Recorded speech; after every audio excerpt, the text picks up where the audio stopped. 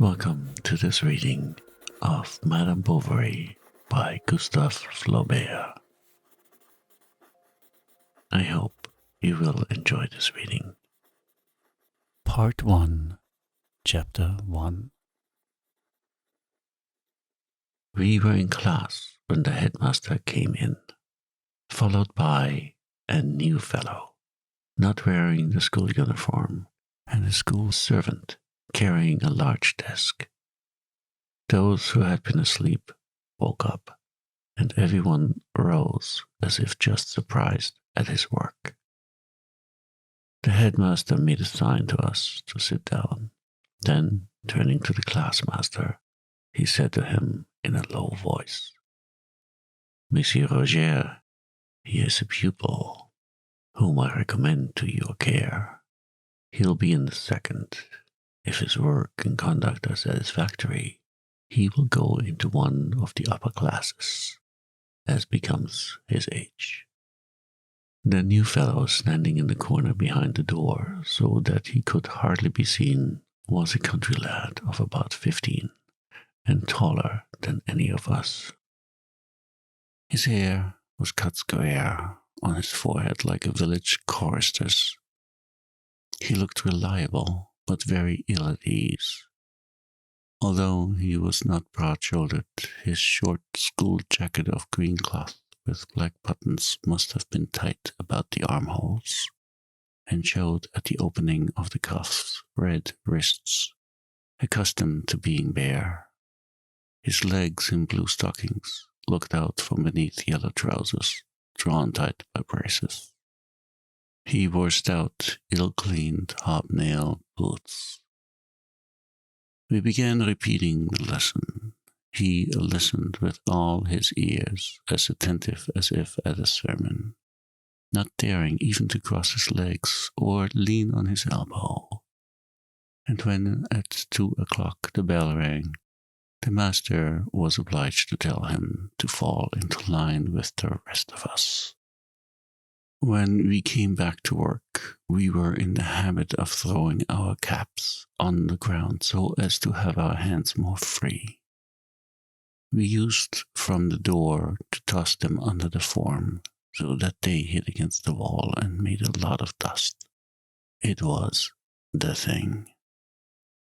But whether he had not noticed the trick or did not dare to attempt it, the new fellow was still holding his cap on his knees even after prayers were over. It was one of those headgears of composite order in which we can find traces of bearskin, shako, billycock hat, sealskin cap, and cotton nightcap. One of those poor things, in fine, whose dumb ugliness has depth of expression, like an imbecile's face. Oval, stiffened with whalebone, it began with 3 round knobs. Then came in succession lozenges of velvet and rabbit skin, separated by a red band. After that, a sort of bag that ended in a cardboard polygon covered with complicated braiding, from which hung at the end a long, thin cord, small twisted golden threads in the manner of a tassel. The cap was new, its peak shone. "Rise," said the master. He stood up, his cap fell. The whole class began to laugh. He stooped to pick it up. A neighbor knocked it down again with his elbow. He picked it up once more. "Get rid of your helmet," said the master, who was a bit of a wag. There was a burst of laughter from the boys, which so thoroughly put the poor lad out of countenance that he did not know whether to keep his cap in his hand, leave it on the ground, or put it on his head. He sat down again and placed it on his knee. "Rise," repeated the master, "and tell me your name." The new boy articulated in a stammering voice an unintelligible name. Again, the same sputtering of syllables was heard, drowned by the tittering of the class. "Louder," cried the master, "louder." The new fellow then took a supreme resolution, opened an inordinately large mouth, and shouted at the top of his voice, as if calling someone in the word. Madame Bovary. A hubbub broke out, rose in crescendo with bursts of shrill voices. They yelled, barked, stamped, repeated, Madame Bovary, Madame Bovary, then died away into single notes, growing quieter only with great difficulty, and now and again suddenly recommencing along the line of a form whence rose here and there like a damp cracker going off, a stifled laugh. However, amid a rain of impositions, order was gradually re-established in the class, and the master, having succeeded in catching the name of Charles Bovary, having had it dictated to him, spelled out, and reread, at once ordered the poor devil to go and sit down on the punishment form at the foot of the master's desk. He got up, but before going hesitated. What are you looking for? Asked the master. My cap, timidly said the new fellow, casting troubled looks around him. 500 lines for all the class, shouted in a furious voice, stopped, like the quos ego, a fresh outburst. Silence, continued the master indignantly, wiping his brow with his handkerchief, which he had just taken from his cap. As to you, new boy, you will conjugate a ridiculous sum 20 times.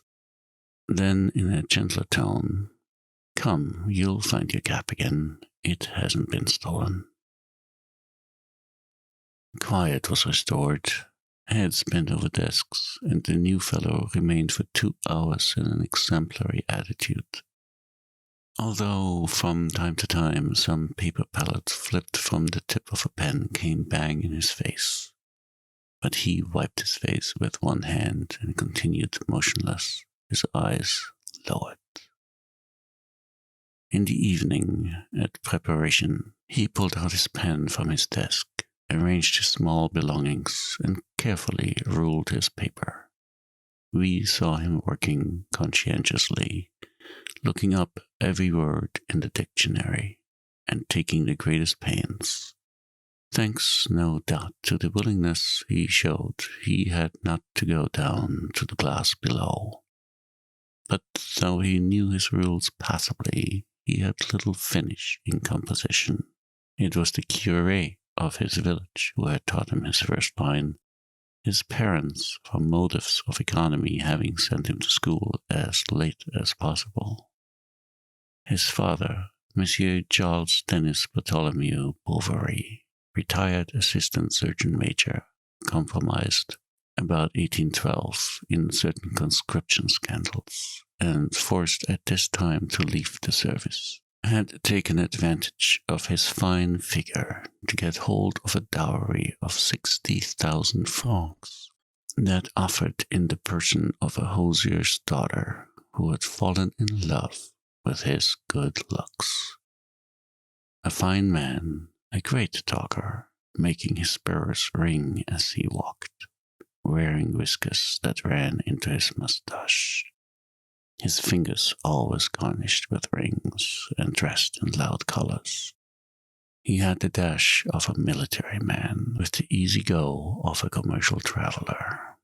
Once married, he lived for 3 or 4 years on his wife's fortune, dining well, rising late, smoking long porcelain pipes, not coming in at night till after the theatre, and haunting cafes.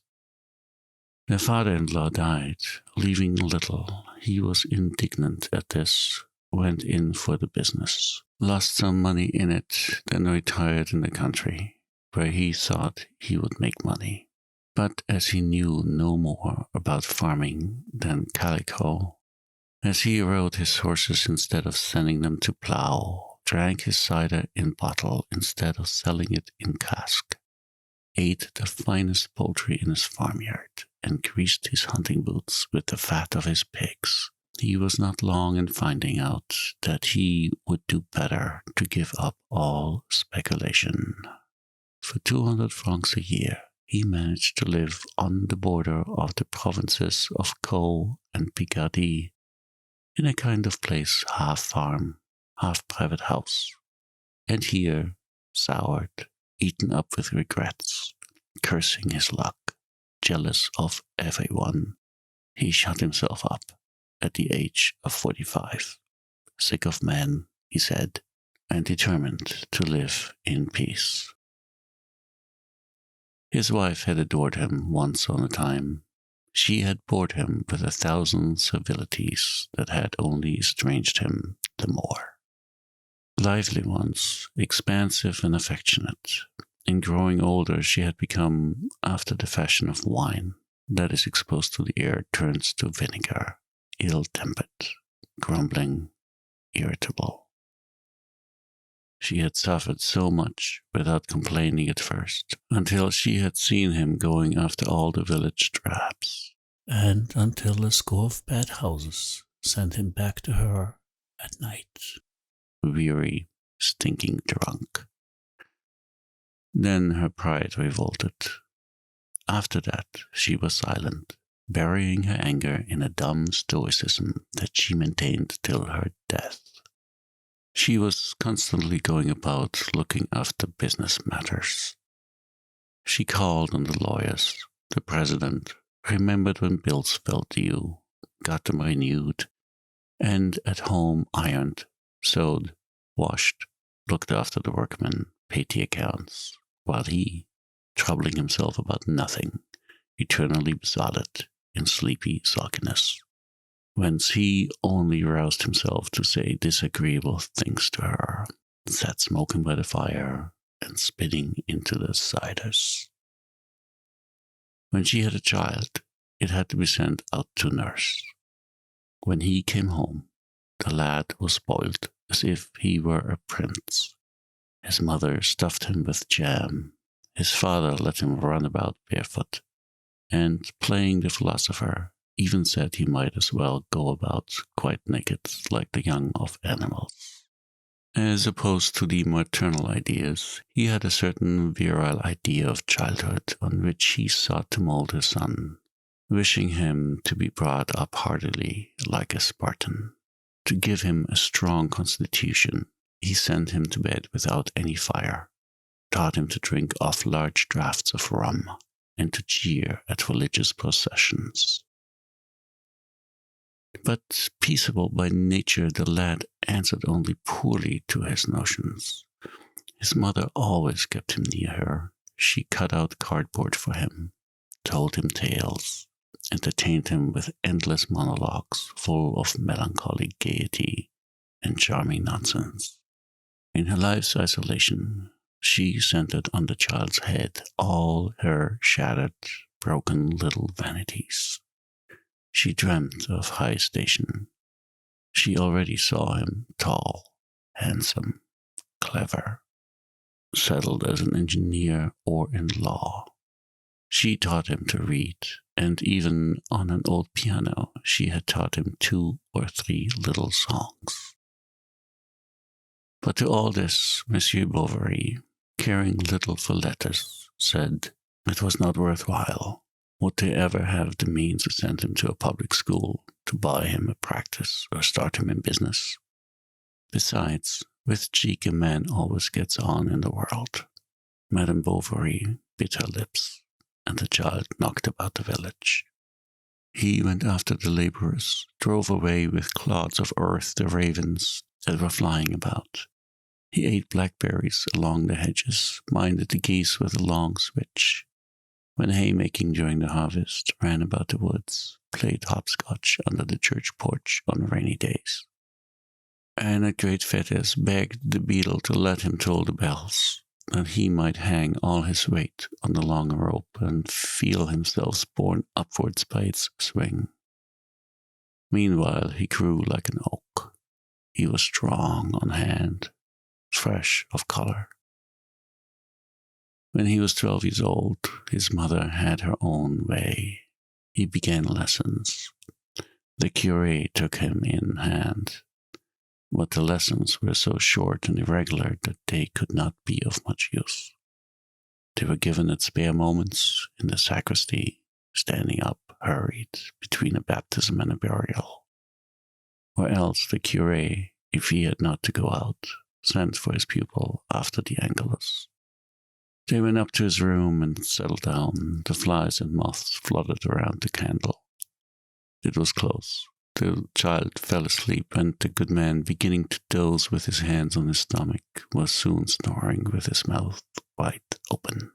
On other occasions, when Monsieur le Curé, on his way back after administering the viaticum to some sick person in the neighborhood, caught sight of Charles playing about the fields, he called him, lectured him for a quarter of an hour, and took advantage of the occasion to make him conjugate his verb at the foot of a tree.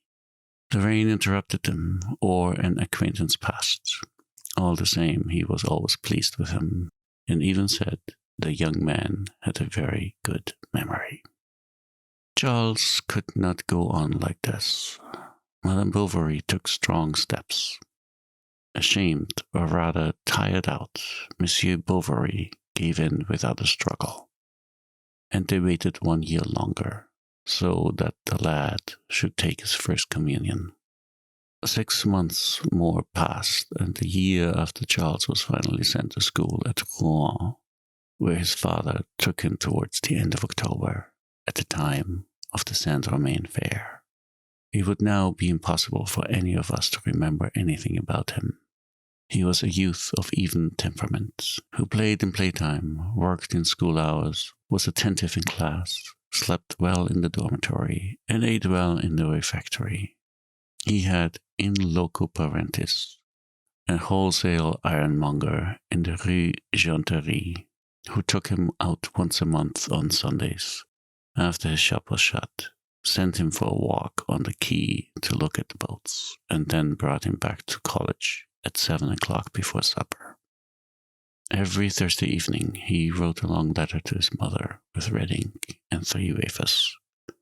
Then he went over his history notebooks, or read an old volume of Anacharsis that was knocking about the study. When he went for walks, he talked to the servant, who, like himself, came from the country. By dint of hard work, he kept always about the middle of the class. Once even he got a certificate in natural history. But at the end of his 3rd year, his parents withdrew him from the school to make him study medicine, convinced that he could even take his degree by himself. His mother chose a room for him on the 4th floor of a dais she knew, overlooking the Eau de Robec. She made arrangements for his board, got him furniture, table and 2 chairs, sent home for an old cherry tree bedstead, and bought besides a small cast iron stove with the supply of wood that was to warm the poor child. Then, at the end of the week, she departed, after 1,000 injunctions, to be good now that he was going to be left to himself. The syllabus that he read on the notice board stunned him. Lectures on anatomy, lectures on pathology, lectures on physiology, lectures on pharmacy, lectures on botany and clinical medicine, and therapeutics, without counting hygiene and materia medica, all names of whose etymologies he was ignorant, and that were to him as so many doors to sanctuaries filled with magnificent darkness. He understood nothing of it all. It was all very well to listen. He did not follow. Still he worked. He had bound notebooks. He attended all the courses, never missed a single lecture. He did his little daily task like a mill horse, who goes round and round with his eyes bandaged, not knowing what work he's doing. To spare him expense, his mother sent him every week by the carrier a piece of veal baked in the oven.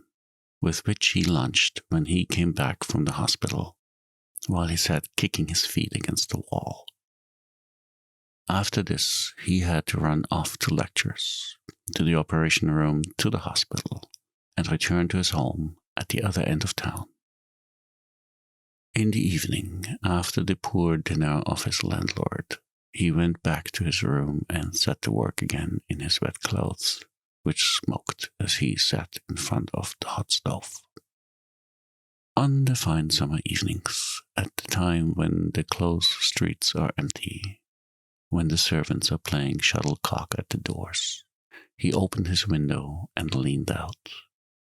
The river that makes off his quarter of Rouen, a wretched little Venice, flowed beneath him.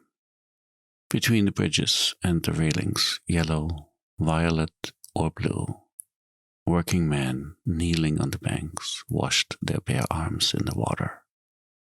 On poles projecting from the attics, skeins of cotton were drying in the air.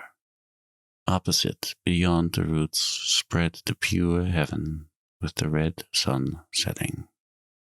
How pleasant it must be at home, how fresh under the beech tree, and he expanded his nostrils to breathe in the sweet odors of the country, which did not reach him.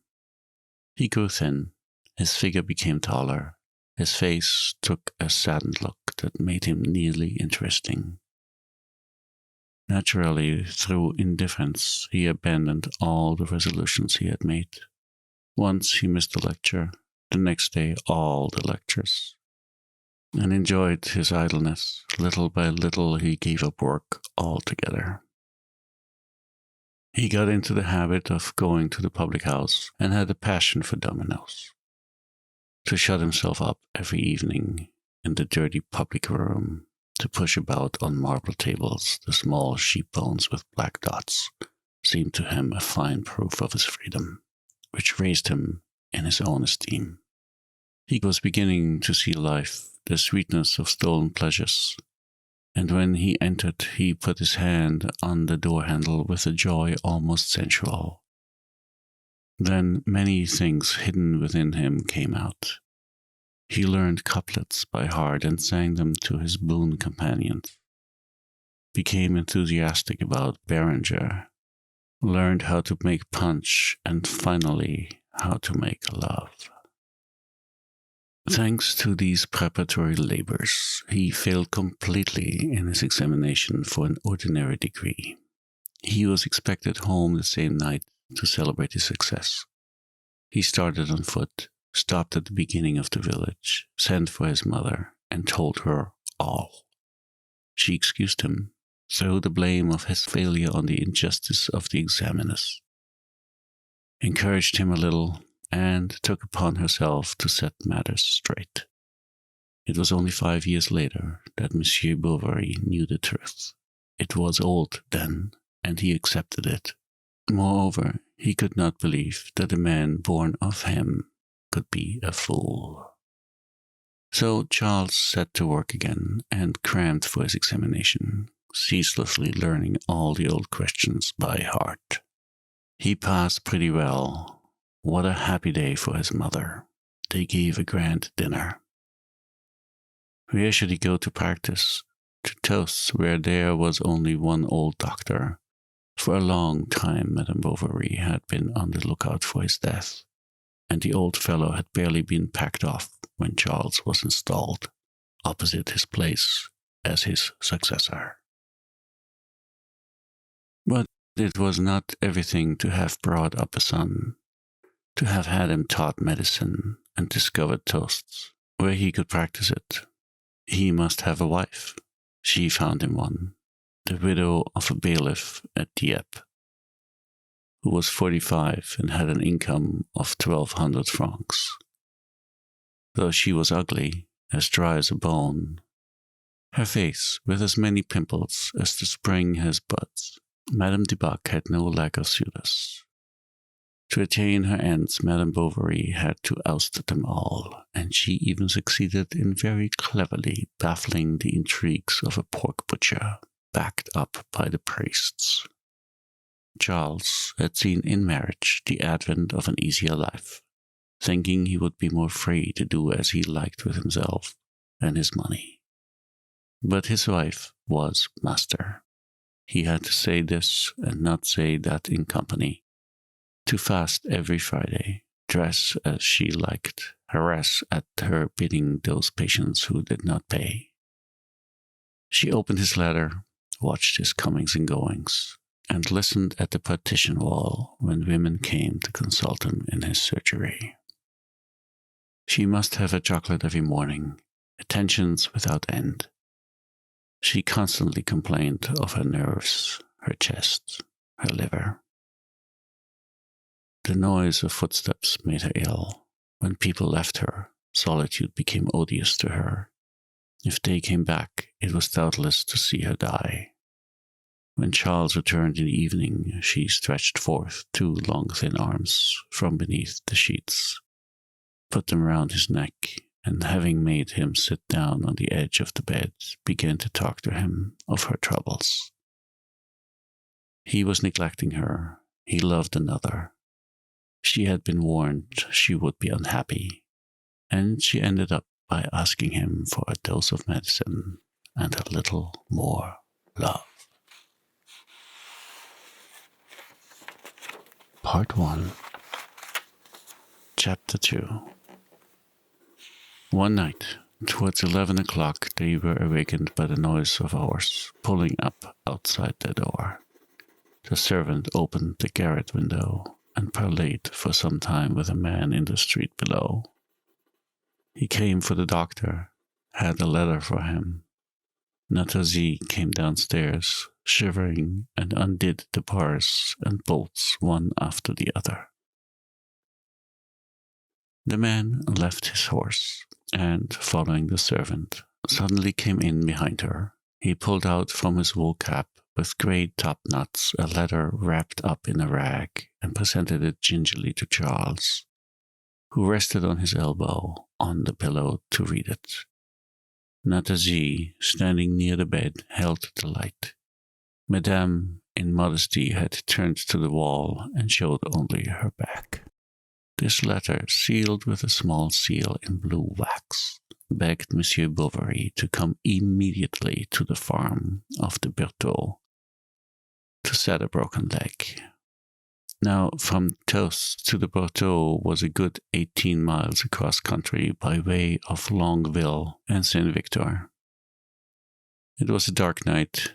Madame Bovary Jr. was afraid of accidents for her husband, so it was decided the stable boy should go on first. Charles would start 3 hours later when the moon rose.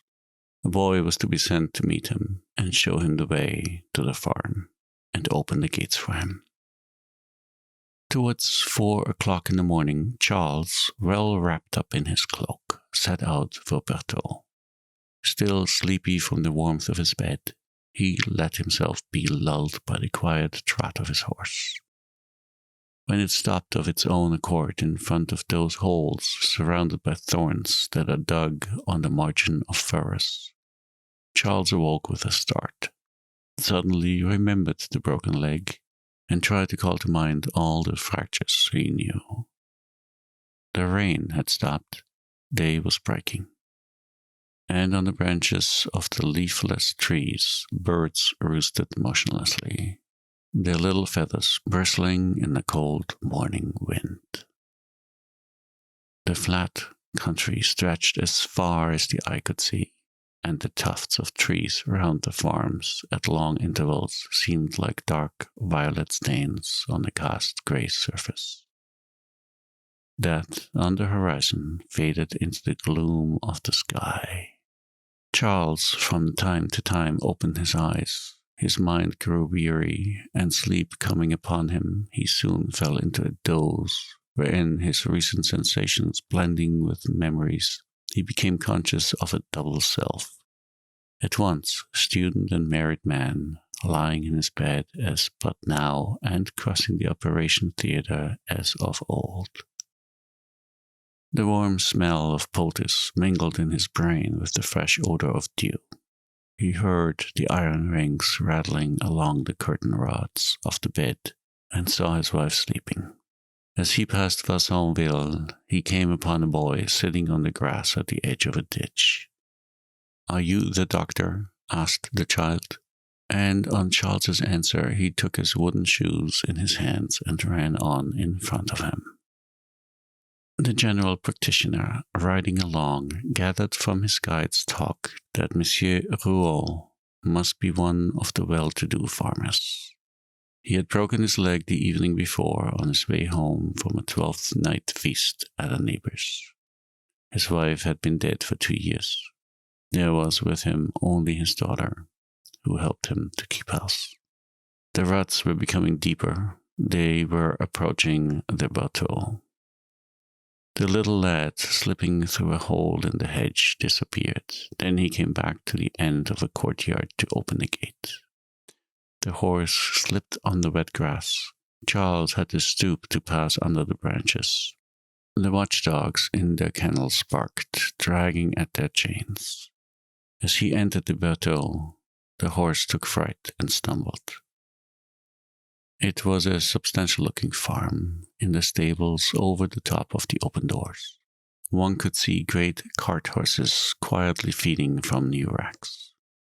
Right along the outbuildings extended a large dunghill, from which manure liquid oozed, while amidst fowls and turkeys, 5 or 6 peacocks, a luxury in Chaugeois farmyards, were foraging on the top of it. The sheepfold was long, the barn high, with walls smooth as your hand. Under the cart shed were 2 large carts and 4 ploughs, with their whips, shafts, and harnesses complete, whose fleece of blue wool were getting soiled by the fine dust that fell from the granaries.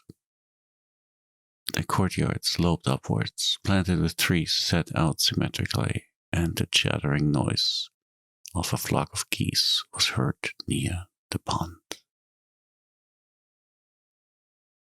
A young woman in a blue merino dress with 3 flounces came to the threshold of the door to receive Monsieur Bovary, whom she led to the kitchen, where a large fire was blazing. The servants' breakfast was boiling beside it in small pots of all sizes. Some damp cloths were drying inside the chimney corner. The shovel tongues and the nozzle of the bellows, all of colossal size, shone like polished steel, while along the walls hung many pots and pans in which the clear flame of the hearth, mingling with the first rays of the sun coming in through the window, was mirrored fitfully. Charles went up the first floor to see the patient. He found him in his bed, sweating under his bedclothes, having thrown his cotton nightcap right away from him. He was a fat little man of 50, with white skin and blue eyes. The forepart of his head bald, and he wore earrings. By his side on a chair stood a large decanter of brandy, whence he poured himself a little from time to time, to keep up his spirits. But as soon as he caught sight of the doctor, his elation subsided, and instead of swearing, as he had been doing for the last 12 hours, began to groan freely. The fracture was a simple one, without any kind of complication. Charles could not have hoped for an easier case. Then, calling to mind the devices of his masters at the bedside of patients, he comforted the sufferer with all sorts of kindly remarks. Those caresses of the surgeon that are like the oil they put on bistouries, in order to make some splints a bundle of laths, was brought up from the cart-house. Charles selected one, cut it into 2 pieces, and planed it with a fragment of window pane, while the servant drew up the sheets to make bandages, and Mademoiselle Emma tried to sew some pads. As she was a long time before she found her work case, her father grew impatient. She did not answer, but as she sewed, she pricked her fingers, which she then put to her mouth to suck them. Charles was surprised at the whiteness of her nails. They were shiny, delicate at the tips, more polished than the ivory of Dieppe, and almond-shaped, yet her hand was not beautiful, perhaps not white enough, and a little hard at the knuckles. Besides, it was too long, with no soft inflection in the outlines. Her real beauty was in her eyes. Although brown, they seemed black because of the lashes, and her look came at you frankly, with a candid boldness. The bandaging over, the doctor was invited by Monsieur Rouault himself to pick a bit before he left. Charles went down into the room on the ground floor. Knives and forks and silver goblets were laid for two on a little table at the foot of a huge bed that had a canopy of printed cotton with figures representing Turks. There was an odor of iris root and damp sheets that escaped from a large oak chest opposite the window. On the floor, in corners, were sacks of flour stuck upright in rows. These were the overflow from the neighboring granary, to which 3 stone steps led. By way of decoration for the apartment, hanging to a nail in the middle of the wall, whose green paint scaled off from the effects of the saltpeter, was a crayon head of Minerva in gold frame, underneath which was written in Gothic letters, "To dear Papa." First they spoke of the patient, then the weather, of the great cold, of the wolves that infested the fields at night. Mademoiselle Rouault did not at all like the country, especially now that she had to look after the farm almost alone. As the room was chilly, she shivered as she ate. This showed something of her full lips, that she had a habit of biting when silent.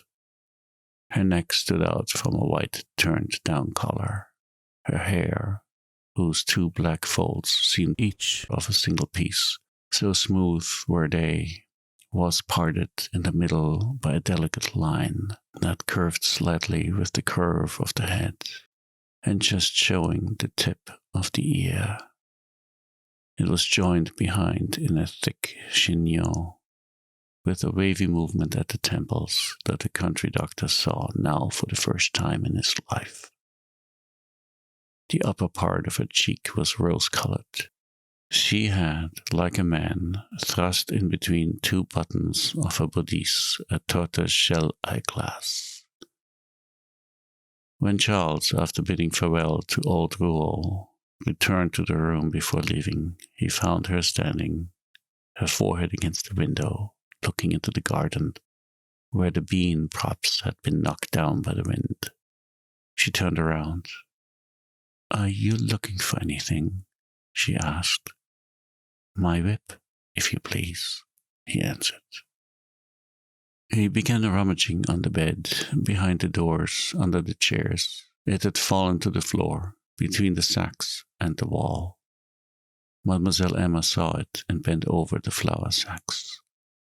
Charles, out of politeness, made the dash also, and, as he stretched out his arm, at the same moment felt his breast brush against the back of the young girl bending beneath him. She drew herself up, scarlet, and looked at him over her shoulder as she handed him his whip. Instead of returning to the Bertaux in 3 days, as he had promised, he went back the very next day, then regularly twice a week, without counting the visits he paid now and then, as if by accident. Everything, moreover, went well. The patient progressed favorably, and when at the end of 46 days, old Rouault was seen trying to walk alone in his den, Monsieur Bovary began to be looked upon as a man of great capacity. Old Rouault said that he could not have been cured better by the first doctor of Yvetot, or even of Rouen. As to Charles, He did not stop to ask himself why it was a pleasure to him to go to the Berthaud. Had he done so, he would no doubt have attributed his zeal to the importance of the case, or perhaps to the money he hoped to make by it. Was it for this, however, that his visits to the farm formed a delightful exception to the meagre occupations of his life? On these days he rose early, set off at a gallop, urging on his horse, then got down to wipe his boots in the grass and put on black gloves before entering. He liked going into the courtyard and noticing the gate turn against his shoulders, the cock crow on the wall, the lads run to meet him. He liked the granary and the stables. He liked old Rouault, who pressed his hand and called him his savior. He liked the small wood shoes of Mademoiselle Emma on the scoured flags of the kitchen. Her high heels made her a little taller, and when she walked in front of him, the wooden soles, springing up quickly, struck with a sharp sound against the leather of her boots. She always accompanied him to the first step of the stairs. When his horse had not yet been brought round, she stayed there. They had said goodbye. There was no more talking.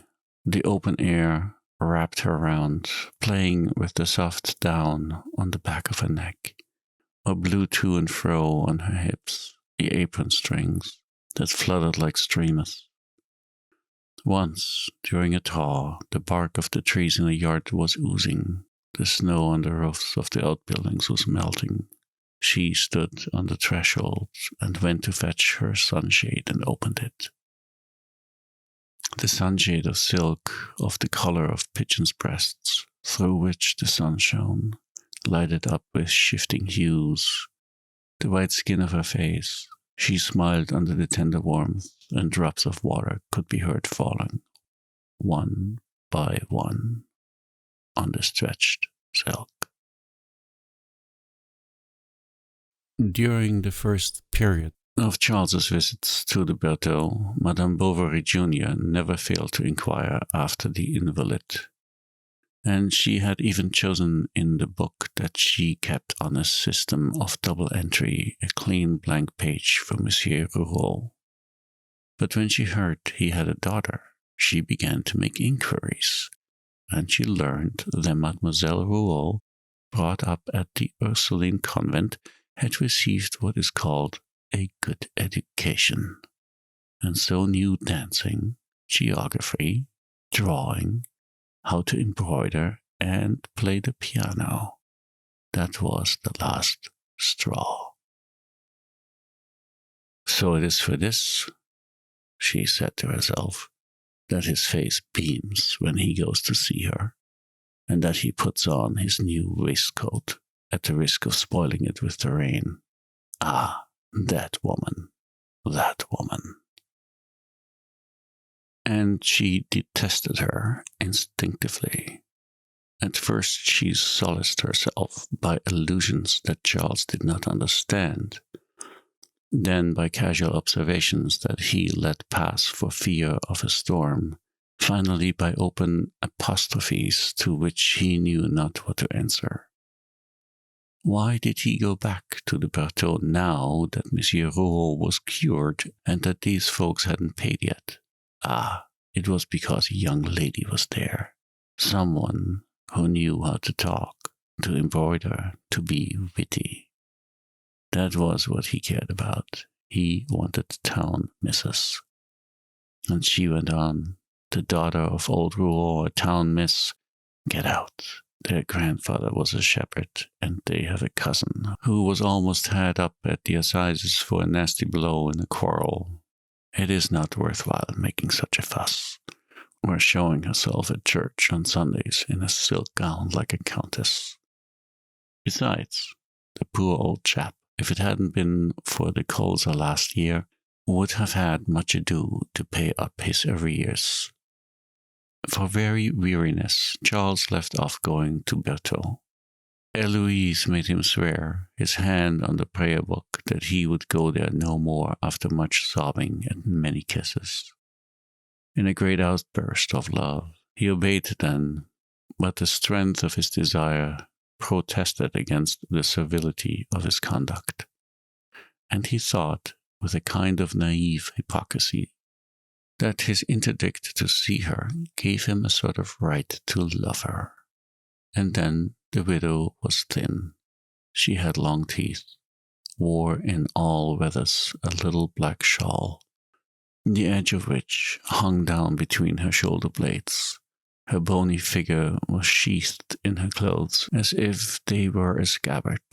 They were too short and displayed her ankles with the laces of her large boots crossed over grey stockings. Charles's mother came to see them from time to time, but after a few days the daughter-in-law seemed to put her own edge on her, and then, like two knives, they scarified him with their reflections and observations. It was wrong of him to eat so much. Why did he always offer a glass of something to everyone who came? What obstinacy not to wear flannels! In the spring, it came about that a notary at Injouville, the holder of the widow Dubou's property, one fine day went off, taking with him all the money in his office. Eloise, it is true, still possessed, besides a share in a boat valued at 6,000 francs, her house in the Rue Saint-François. And yet, with all this fortune that had been so trumpeted abroad, nothing excepting perhaps a little furniture and a few clothes had appeared in the household. The matter had to be gone into. The house at Dieppe was found to be eaten up with mortgages to its foundations. What she had placed with the notary God only knew, and her share in the boat did not exceed 1,000 crowns. She had lied, the good lady.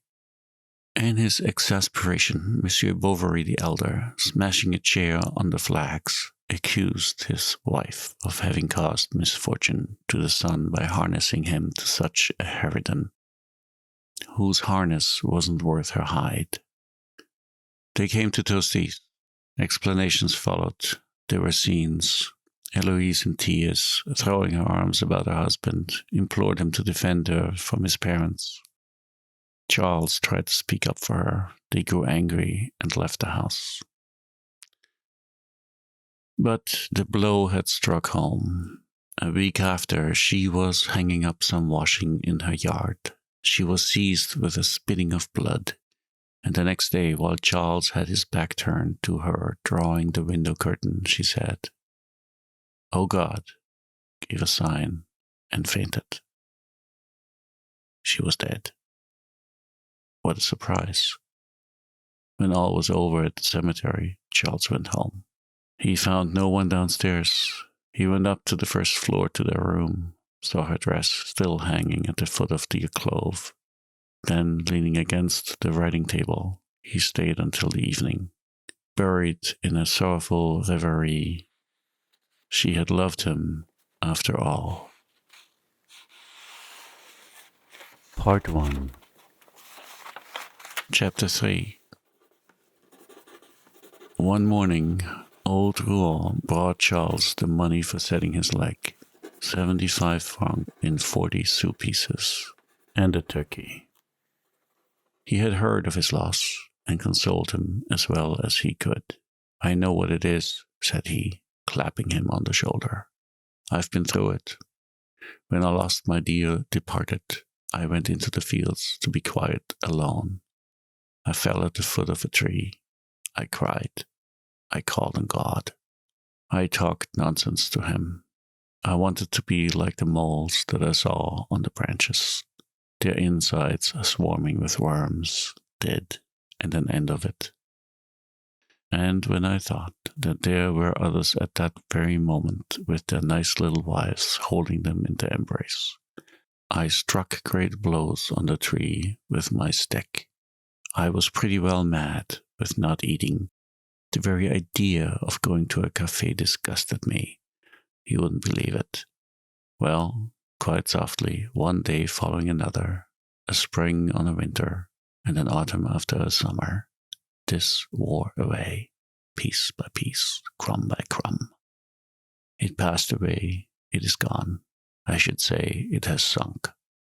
For something always remains at the bottom, as one would say, a weight here at one's heart. But since it is the lot of all of us, one must not give way altogether, and because others have died, want to die too. You must pull yourself together, Monsieur Bovary. It will pass away. Come to see us. My daughter thinks of you now and again. Do you know? And she says you are forgetting her. Spring will soon be here. We'll have some rabbit shooting in the warrens to amuse you a bit. Charles followed his advice. He went back to the Bateau. He found all as he had left it. That is to say, as it was 5 months ago. The pear trees were already in blossom, and Farmer Rouault, on his legs again, came and went, making the farm more full of life. Thinking it his duty to heap the greatest attention upon the doctor, because of his sad position, he begged him not to take his hat off, spoke to him in an undertone as if he had been ill, and even pretended to be angry because nothing rather lighter had been prepared for him than for the others, such as a little clotted cream or stewed pears. He told stories. Charles found himself laughing, but the remembrance of his wife suddenly coming back to him depressed him. Coffee was brought in. He thought no more about her. He thought less of her as he grew accustomed to living alone. The new delight of independence soon made his loneliness bearable. He could now change his mealtimes, go in and out without explanation, and when he was tired, stretched himself at full length on his bed. So he nursed and coddled himself and accepted the consolations that were offered him. On the other hand, the death of his wife had not served him ill in his business, since for a month people had been saying, "Oh, the poor young man, what a loss." His name had been talked about, his practice had increased, and moreover, he could go to the Bateau just as he liked. He had an aimless hope, and was vaguely happy. He thought himself better looking as he brushed his whiskers before the looking-glass. One day, he got there about 3 o'clock. Everybody was in the fields. He went into the kitchen, but did not at once catch sight of Emma. The outside shutters were closed. Through the chinks of the wood, the sun set across the flooring long fine rays that were broken at the corners of the furniture and trembled along the ceiling. Some flies on the table were crawling up the glasses that had been used and buzzing as they drowned themselves in the dregs of the cider.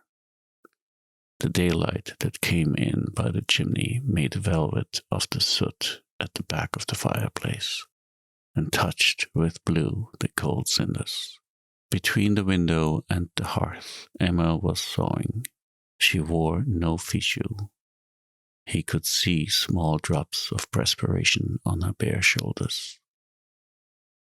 After the fashion of country folks, she asked him to have something to drink. He said no. She insisted, and at last laughingly offered to have a glass of liqueur with him. So she went to fetch a bottle of Curacoa from the cupboard, reached down 2 small glasses, filled one to the brim, poured scarcely anything into the other, and after having clinked glasses, carried hers to her mouth. As it was almost empty, she bent back to drink, her head thrown back, her lips pouting, her neck on the strain. She laughed at getting none of it, while with the tip of her tongue passing between her small teeth, she licked drop by drop the bottom of her glass. She sat down again and took up her work, a white cotton stocking she was darning. She worked with her head bent down. She did not speak, nor did Charles. The air coming in under the door blew a little dust over the flags. He watched it drift along and heard nothing but the throbbing in his head and the faint clucking of a hen that had laid an egg in the yard. Emma from time to time cooled her cheeks with the palms of her hands, and cooled these again on the knobs of the huge fire dogs. She complained of suffering since the beginning of the season from giddiness. She asked if sea baths would do her any good. She began talking of her convent, Charles of his school. Words came to them. They went up into her bedroom. She showed him her old music books, the little prizes she had won, and the oak leaf crowns left at the bottom of a cupboard. She spoke to him, too, of her mother, of the country, and even showed him the bed in the garden where, on the first Friday of every month, she gathered flowers to put on her mother's tomb. But the gardener they had never knew anything about it. Servants are so stupid. She would have dearly liked, if only for the winter, to live in town, although the length of the fine days made the country perhaps even more wearisome in the summer. And according to what she was saying, her voice was clear, sharp, or, on a sudden all languor, drawn out in modulations that ended almost in murmurs as she spoke to herself, now joyous, opening big naive eyes, then with her eyelids half closed, her look full of boredom, her thoughts wandering. Going home at night, Charles went over her words one by one, trying to recall them, to fill out their sense, that he might piece out the life she had lived before he knew her. But he never saw her in his thoughts other than he had seen her the first time, or as he had just left her. Then he asked himself what would become of her, if she would be married, and to whom. Alas, old Rouault was rich, and she so beautiful. But Emma's face always rose before his eyes, and a monotone like humming of a top sounded in his ears. If you should marry after all, if you should marry. At night he could not sleep. His throat was parched. He was athirst. He got up to drink from the water bottle and opened the window. The night was covered with stars, a warm wind blowing in the distance. The dogs were barking. He turned his head towards the Bertaux. Thinking that, after all, he should lose nothing, Charles promised himself to ask her in marriage as soon as occasion offered. But each time such occasion did offer, the fear of not finding the right words sealed his lips. Old Rouault would not have been sorry to be rid of his daughter, who was of no use to him in the house. In his heart, he excused her, thinking her too clever for farming, a calling under the ban of heaven, since one never saw a millionaire in it. Far from having made a fortune by it, the good man was losing every year.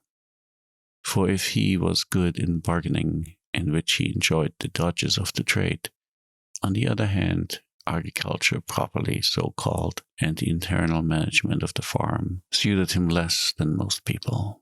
He did not willingly take his hands out of his pockets, and did not spare expense in all that concerned himself, liking to eat well, to have good fires, and to sleep well. He liked old cider, underdone legs of mutton, glorious, well beaten up. He took his meals in the kitchen alone, opposite the fire, on a little table brought to him already laid as on the stage. When, therefore, he perceived that Charles's cheek grew red if near his daughter, which meant that he would propose for her one of these days, he chewed the cud of the matter beforehand. He certainly thought him a little meagre, and not quite the son-in-law he would have liked, but he was said to be well brought up, economical, very learned, and no doubt would not make too many difficulties about the dowry. Now, as old Rouault would soon be forced to sell 22 acres of his property, as he owed a good deal to the mason, to the harness maker, and as the shaft of the cider press wanted renewing. If he asks for her, he said to himself, I'll give her to him. At Michaelmas, Charles went to spend 3 days at the Bordeaux. The last had passed like the others in procrastinating from hour to hour. Old Rouault was seeing him off. They were walking along the road full of ruts. They were about to part. This was the time. Charles gave himself as far as to the corner of the hedge, and at last went past it. Monsieur Rouault, he murmured, I should like to say something to you. They stopped. Charles was silent. Well, tell me your story. Don't I know all about it? Said old Rouault, laughing softly. Monsieur Rouault, stammered Charles. I ask nothing better. The farmer went on. Although no doubt the little one is of my mind, still we must ask her opinion. So you get off. I'll go back home. If it is yes, you needn't return because of all the people about, and besides it would upset her too much. But so that you mayn't be eating your heart, I'll open wide the outer shutter of the window against the wall. You can see it from the back by leaning over the hedge. And he went off. Charles fastened his horse to a tree. He ran into the road and waited. Half an hour passed. Then he counted 19 minutes by his watch. Suddenly, a noise was heard against the wall. The shutter had been thrown back. The hook was still swinging. The next day, by 9 o'clock, he was at the farm. Emma blushed as he entered, and she gave a little forced laugh to keep herself in countenance. Old Rouault embraced his future son-in-law. The discussion of money matters was put off. Moreover, there was plenty of time before them, as the marriage could not decently take place till Charles was out of mourning, that is to say, about the spring of the next year. The winter passed, waiting for this. Mademoiselle Rouault was busy with her trousseau.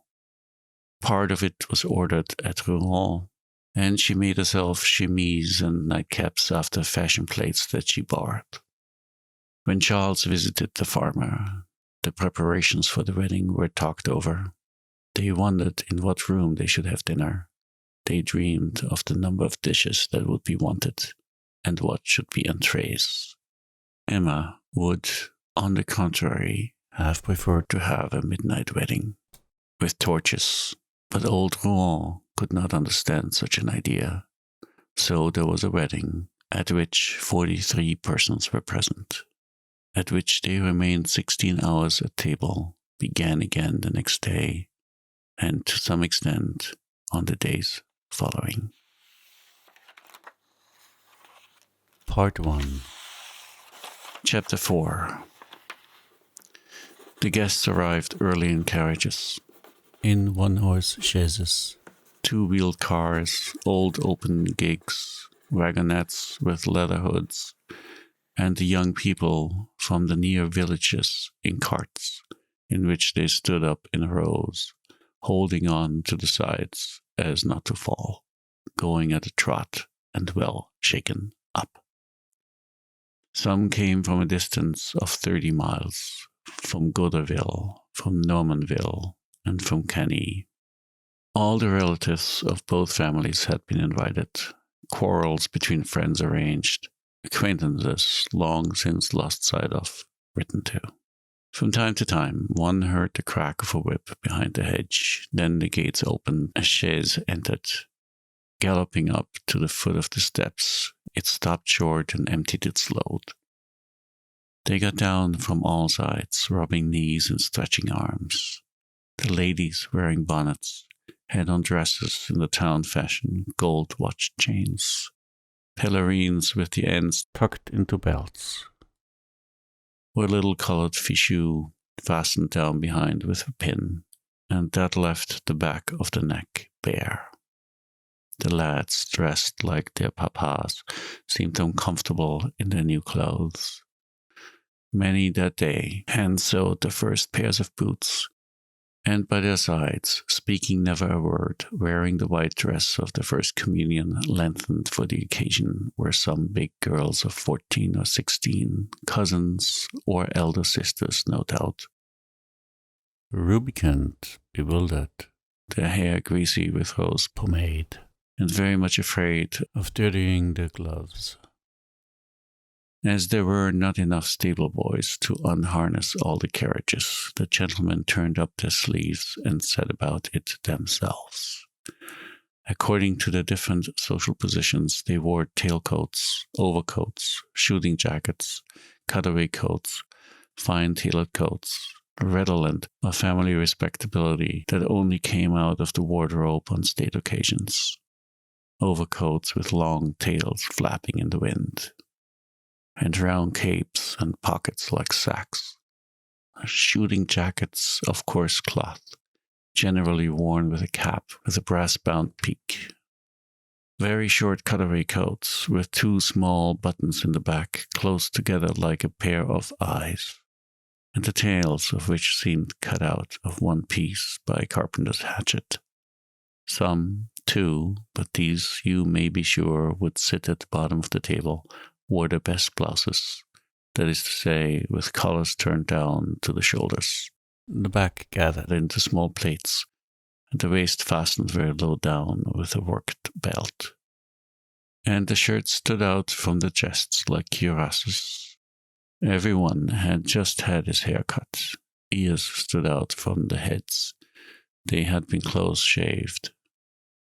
A few, even, who had to get up before daybreak and not been able to see to shave, had diagonal gashes under their noses or cut the size of a 3-franc piece along the jaws, which the fresh air en route had inflamed, so that the great white beaming faces were mottled here and there with red dabs.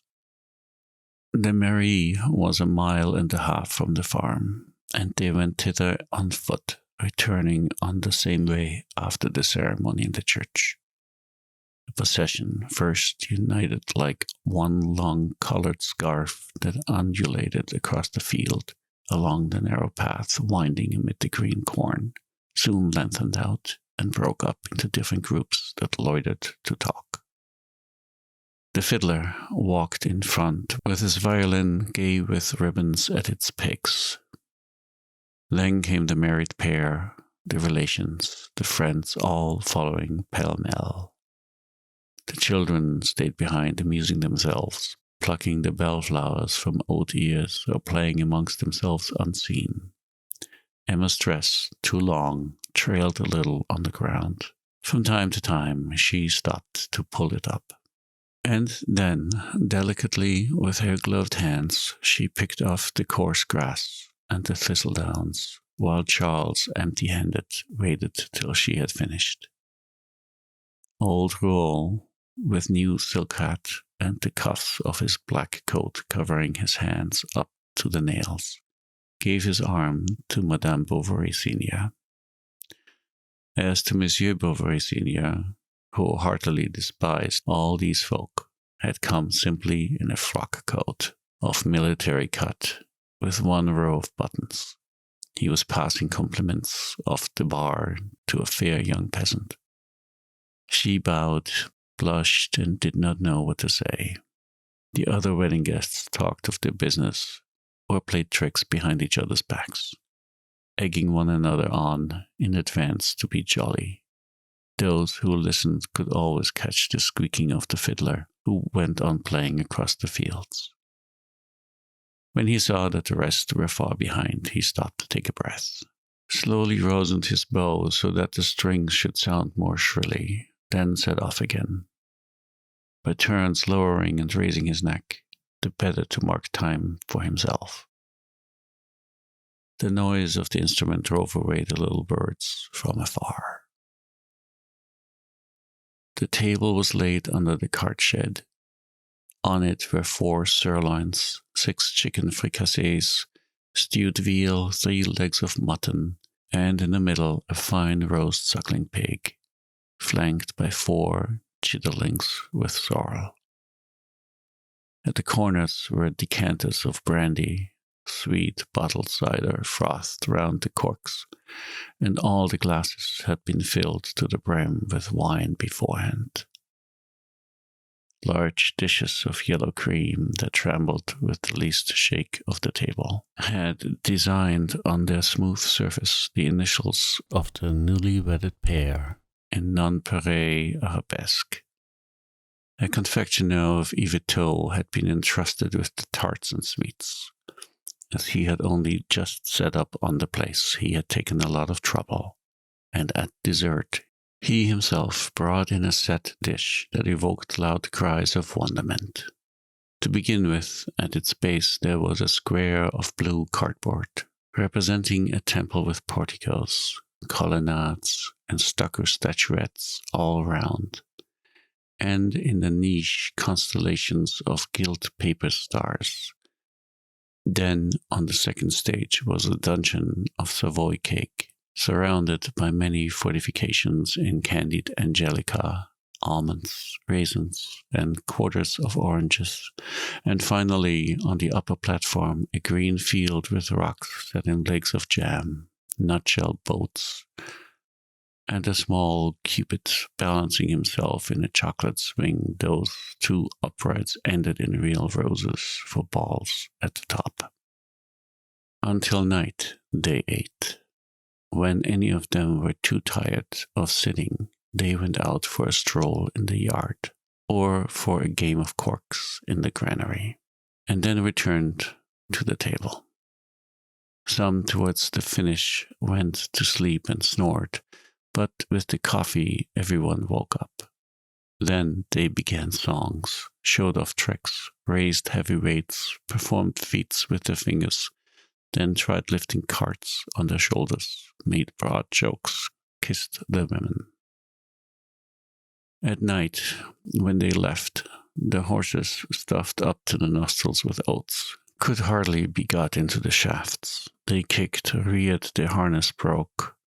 Their masters laughed or swore, and all night in the light of the moon along country roads there were runaway carts at full gallop, plunging into the ditches, jumping over yard after yard of stones, clambering up the hills, with women leaning out from the tilt to catch hold of the reins. Those who stayed at the Bertaux spent the night drinking in the kitchen. The children had fallen asleep under the seats. The bride had begged her father to be spared the usual marriage pleasantries. However, a fishmonger, one of their cousins, who had even brought a pair of soles for his wedding present, began to squirt water from his mouth through the keyhole, when old Rouault came up just in time to stop him, and explained to him that the distinguished position of his son-in-law would not allow such liberties.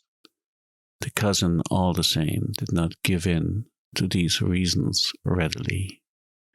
In his heart, he accused old Rouen of being proud, and he joined 4 or 5 other guests in a corner, who, having, through mere chance, been several times running served with the worst helps of meat, also were of opinion they had been badly used, and were whispering about their host, and with covert hints hoping he would ruin himself. Madame Bovary, senior, had not opened her mouth all day. She had been consulted neither as to the dress of her daughter-in-law, nor as to the arrangement of the feast.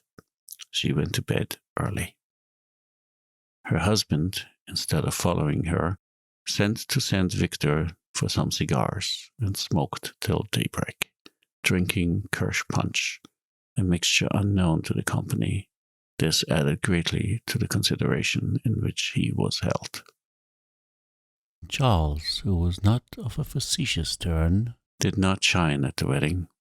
He answered feebly to the puns, double entendres, compliments, and chaff that it was felt a duty to let off at him as soon as the soup appeared. The next day, on the other hand, he seemed another man. It was he who might rather have been taken for the virgin of the evening before, whilst the bride gave no sign that revealed anything. The shrewdest did not know what to make of it, and they looked at her when she passed near them with an unbounded concentration of mind. But Charles concealed nothing. He called her my wife, tutoyed her, asked her of everyone, looked for her everywhere, and often he dragged her into the yards, where he could be seen from far between trees, putting his arm around her waist, and walking half-bending over her, ruffling the chemisette of her bodice with his head. 2 days after the wedding, the married pair left. Charles, on account of his patience, could not be away longer. Old Rouen had them driven back in his cart, and himself accompanied them as far as Vassonville. Here he embraced his daughter for the last time, got down, and went his way.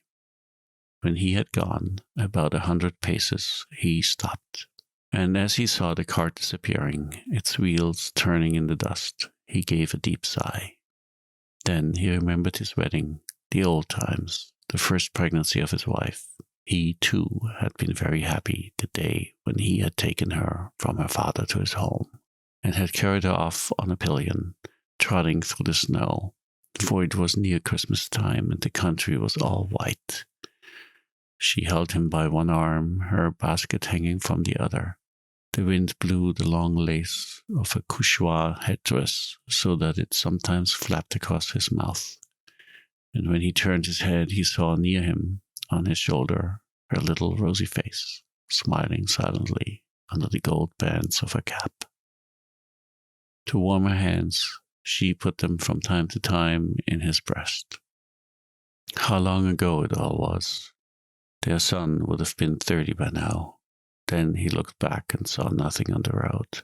He felt dreary as an empty house, and tender memories, mingling with the sad thoughts in his brain, addled by the fumes of the feast, he felt inclined for a moment to take a turn towards the church.